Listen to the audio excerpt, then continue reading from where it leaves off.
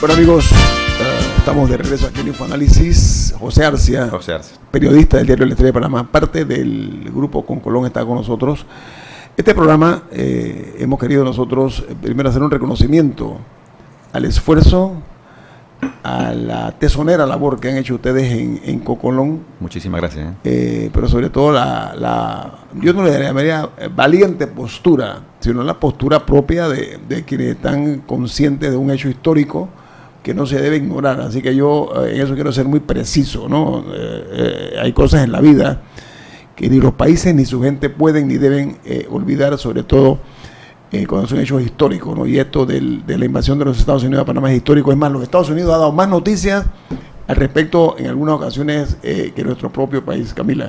Sí, yo preguntaba lo del monumento porque he descubierto en el último año tantas cosas que no sabía y que nadie, porque yo nací después de la invasión, yo nací un par de años después de la invasión. O sea, tantas cosas de las que nadie nunca me habló, ni en la escuela, ni en general, y me puse a pensar, porque en otros países existen monumentos para muchas cosas. Claro. Y es la manera de inmortalizar un poco los traumas, o sea, de darles una forma física donde una pueda ayudar a llevar ese proceso de duelo. Por ejemplo, en Estados Unidos, en algunos de los tiroteos que han ocurrido, ya tienen monumentos y han pasado de recordación de víctimas. Y en Panamá, un suceso tan grande y que tuvo tantas víctimas, porque yo sé que existe un gran debate sobre el número, pero sabemos que mínimo 250, y eso es un mínimo bastante bajo, yo creo.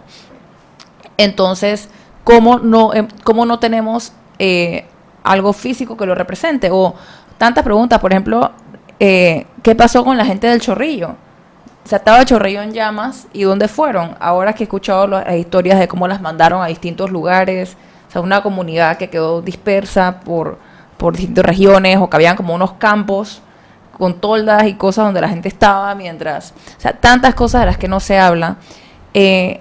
¿Cómo fue el proceso un poco de ustedes de escoger qué historias contaron, encontrar esas historias? ¿Cómo lo hicieron? Bueno, el duelo duró, ese trabajo duró por como 11 meses. Primero, digamos, tuvimos un taller sobre cómo contar la memoria, cómo contar la historia. Se llama duelo. El duelo, pero hicimos un taller creo que fue como en el mes de febrero, estoy hablando del año pasado, de saber de cómo abordar la historia desde el presente.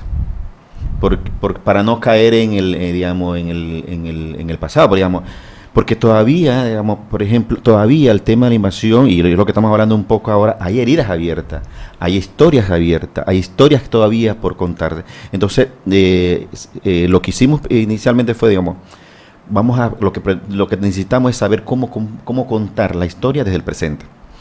Entonces hicimos un taller sobre eso con un periodista argentino que se llama Diego Fonseca, que trabajó mucho el tema de la memoria.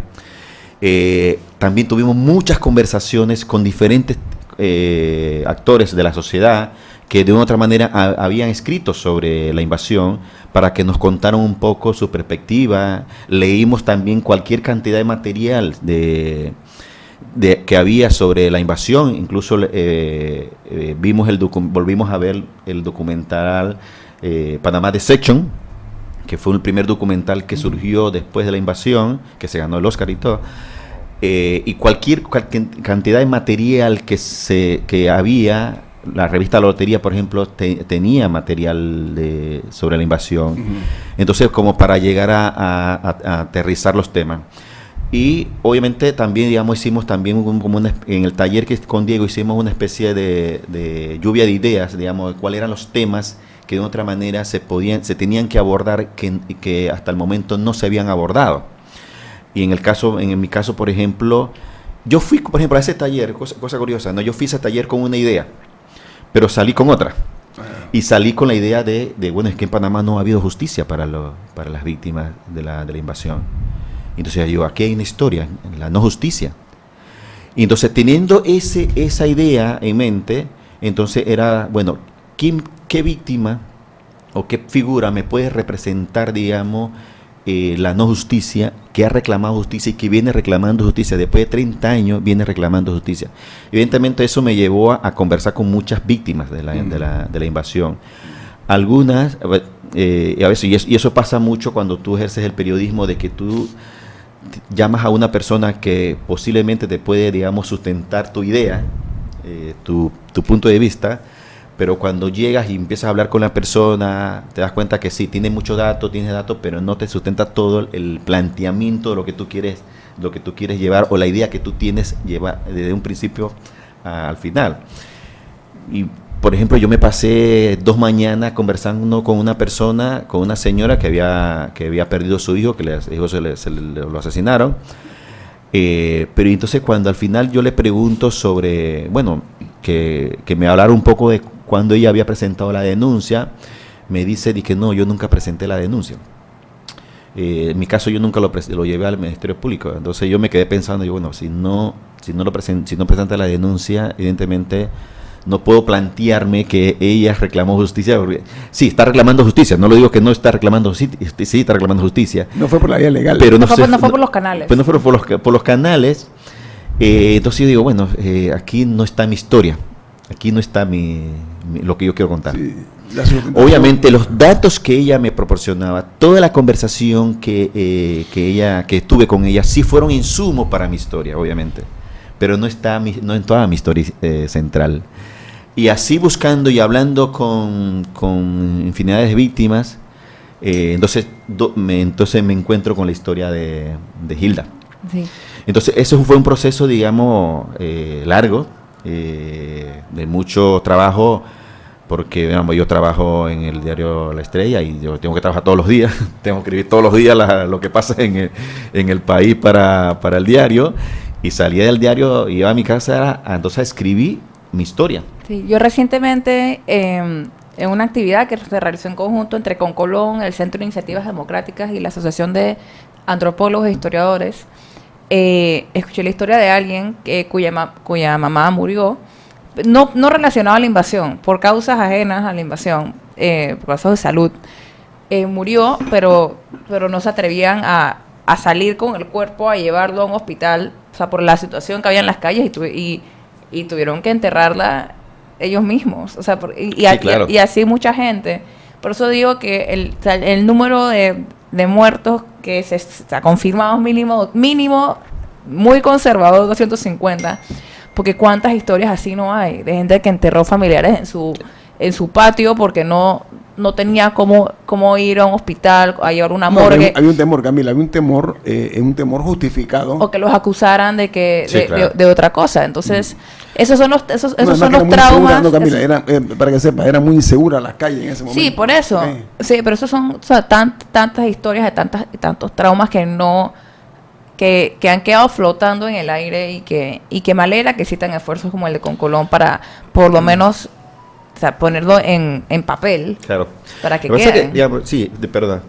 O sea, también, digamos, una de las cosas, digamos, en la cual también nosotros nos enfocamos mucho es, digamos, alejarnos un poco de este discurso de que defender oponerse a la invasión es defender la dictadura, ese temor. Eso fue una estrategia, ¿no? Sí, y hay que entenderlo. La gente que sabe de este asunto sabe que eso fue una estrategia muy bien montada. Y nosotros digamos, bueno, pero si es que aquí hay víctimas, ¿no? Aquí hay gente que sufrió no la invasión. Con un dedo, ¿no? Claro, y aquí hay gente que sufrieron la invasión, y aquí hay víctimas. Bueno, eso le llaman daños colaterales, claro. Personas que no tienen nada, así se le llaman. Bueno, que justamente hay una crónica también, yo me leí varias veces el proyecto de duelo. Hay una crónica que se llama Thanks But No Thanks, claro, que es de una persona que en el momento estaba muy chico o chica, creo que no me acuerdo si era hombre o mujer, y en ese momento celebró la invasión y su madre le tomó fotos con los soldados estadounidenses y todo. Una persona que vivía en Paitilla, y celebró la invasión en su momento, pero ha cambiado de posición en estos 30 años, cuando con los años entendió la magnitud de lo que había pasado, y entendió lo que había estado celebrando, y se arrepiente un poco de esa celebración en el momento. Mira, que un oyente me manda una opinión, me manda una publicación del Estrella de Panamá, casualmente usted que es parte de ese staff, dice: convocan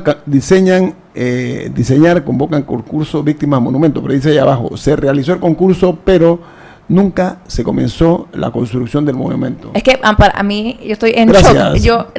Muchísimas gracias al oyente. Cuando uno, recientemente me di cuenta, si uno quiere buscar un lugar, no hay.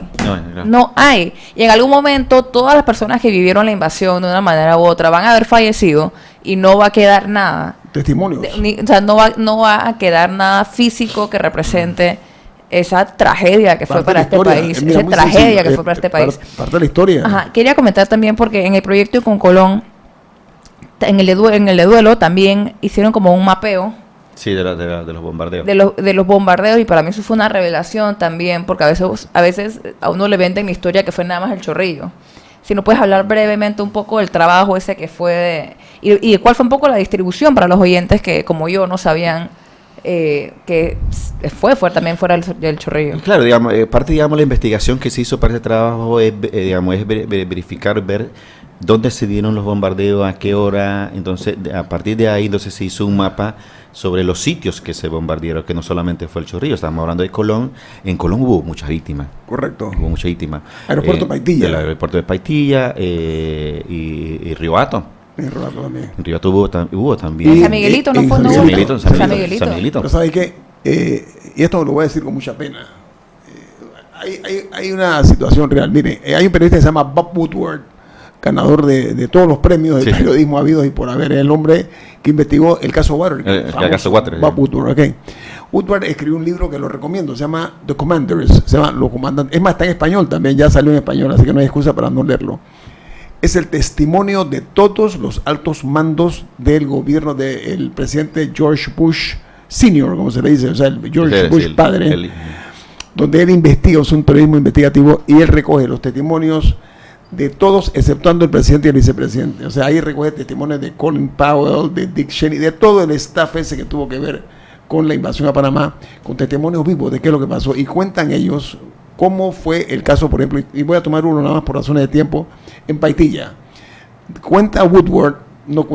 Él reproduce un testimonio de lo que pasó. Ellos le llamaban el War Room, se llamaba, en ese momento se creó, y había pantallas de televisión viendo en vivo lo que estaba pasando en Panamá.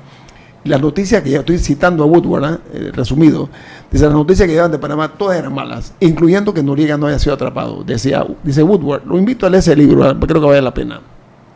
Y él indica que cuando llegaron al aeropuerto de Paitilla, ellos se llaman, mi memoria no me va a fallar, se llaman Navy SEALs, se llaman, que era una elite del ejército de Estados Unidos, entran para el avión de Noriega que estaba estacionado en lo que hoy día es el Multiplaza, ahí quedaba el aeropuerto de Paitilla.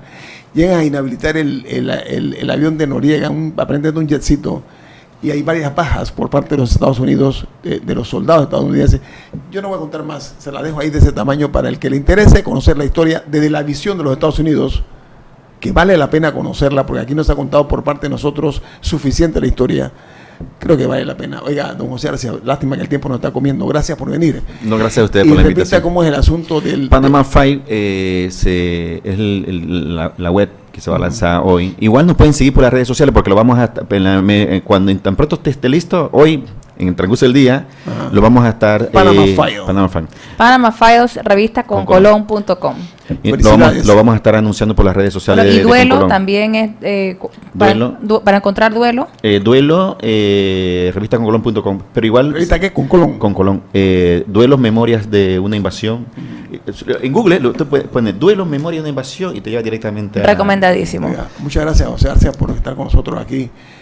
Los felicito por el trabajo periodístico y de investigación realizado. Y humano. Y humano de Concolusión, muy humano. El equipo de Infoanálisis. Camila Dames. Y Guillermo Antonio Dames. Nos vamos. Gracias.